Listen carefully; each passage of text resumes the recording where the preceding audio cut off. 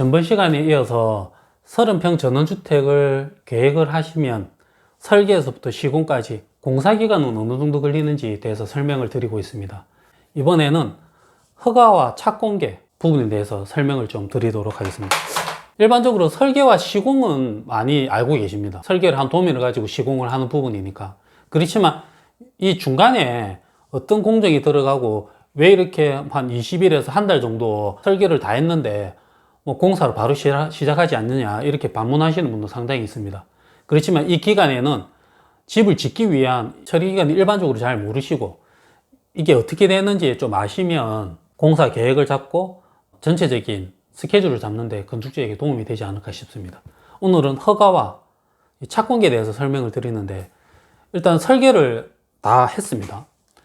지금 여기 말씀드린 3개월에서 4개월이 걸려서 도면이 완성돼서 접수를 하면 바로 그 다음날 도장을 찍어주고 허가가 났습니다 이렇게 하는 게 아닙니다. 허가 부서에서 다 회람을 돌게 돼 있는데, 이 회람을 도는 과가 거의 시에 있는 과 전부 다입니다. 모든 과가 다 하더라고요. 상하수도과, 조경, 도시과. 시에 군에 가시면 이 과들이 엄청나게 많지 않습니까? 다 돈다 보면 됩니다. 그러니까 처리 기간이 15일 정도 걸리는 겁니다. 근데 여기서 다 통과가 됐는데 어디 한 부서에서 반려가 됐다, 여기서 묶여버리면 이 15일이라는 기간은 20일이 될 수도 있고 25일이 될 수도 있고 30일이 될 수도 있습니다.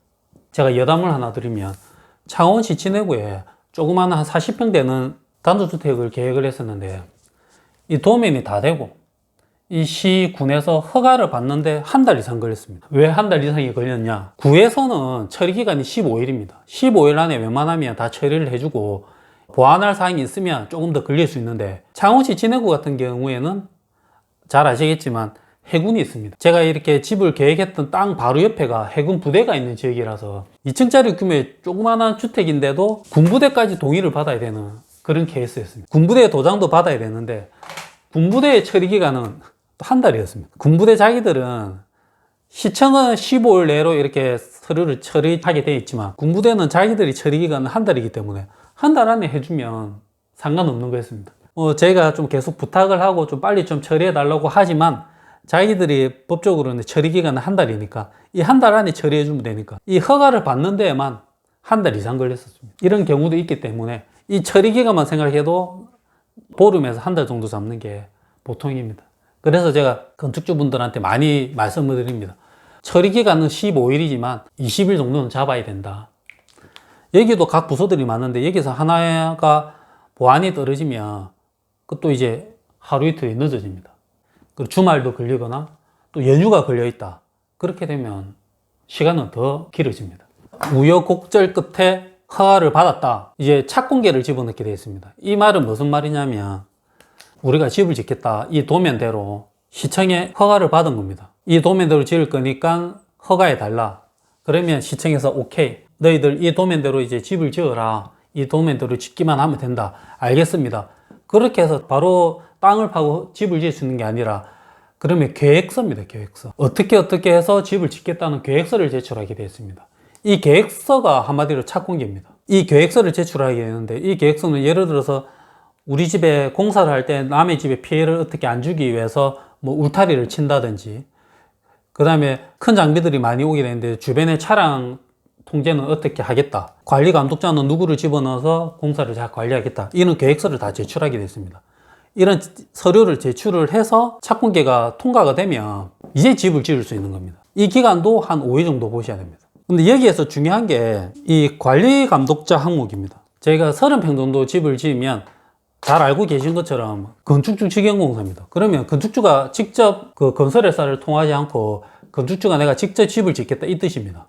그러면 예전에는 그냥 건축주 명의만 들어가고 말았었는데, 이제는 법이 바뀌어서 어떤 경우냐 그러면 건축주 네가 직영으로 집을 지어라. 그렇지만 네가 전문가가 아니지 않느냐. 그러면 집을 지을 때 전문가를 한 명 둬서 현장을 관리를 하게 해라.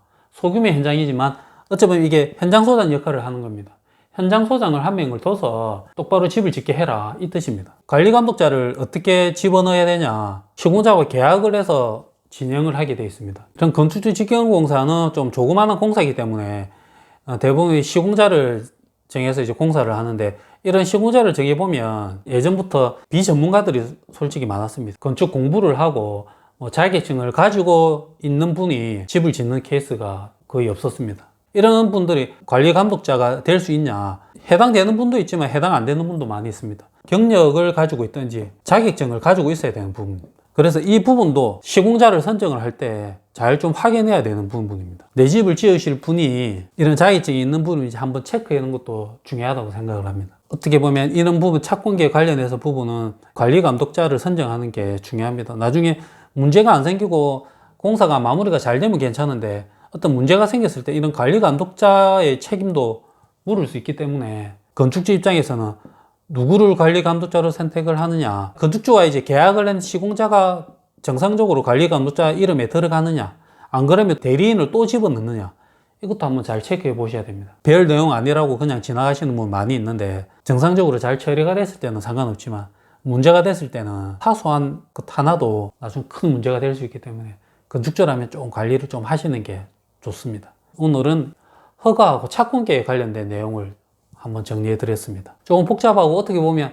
내가 이것까지 알 필요가 있을까 이런 생각도 하실 수 있는데, 이걸 모르고 집을 짓는 것보다 제 생각에는 이 영상이 뭐 그렇게 긴 영상도 아니지 않습니까? 이것만 보면 대략 흐름은 알 수 있으니까, 조금 복잡하다 하더라도 이 흐름만 알고 있으면 큰 공사는 아니지만 집주인 입장에서는 전 재산이 달려있는 문제지 않습니까? 시공자와 이제 계약을 하기 전 상담을 하고 이렇게 할 때 이런 부분 멘트 하나만 조금 흘려서 질문을 했을 때 정확히 어떻게 대답하는지만 확인만 들어도 이 시공자가 이런 내용에 대해서 잘 알고 있는지, 이런 것도 잘 모르네, 판단의 기준이 하나라도 늘어나는 케이스니까 건축주에게는 상당히 유리하다고 생각을 합니다. 조금은 복잡한 내용을 좀 설명을 드렸는데 제 생각에는 좀 알고 있는 게 좋습니다. 전 재산이 들어가지 않습니까? 내용을 보시고 도움이 되셨다면 구독, 좋아요 부탁드리겠습니다. 다음 시간에는 시공에 대해서 그냥 3, 4개월 걸린다 생각하시는데 왜 3, 4개월 정도 걸려야 되는지, 그러면 또 왜 더 걸려야 될 수밖에 없는지, 왜 줄일 수는 없는지에 대해서 제가 한번 더 설명을 드리도록 하겠습니다. 감사합니다.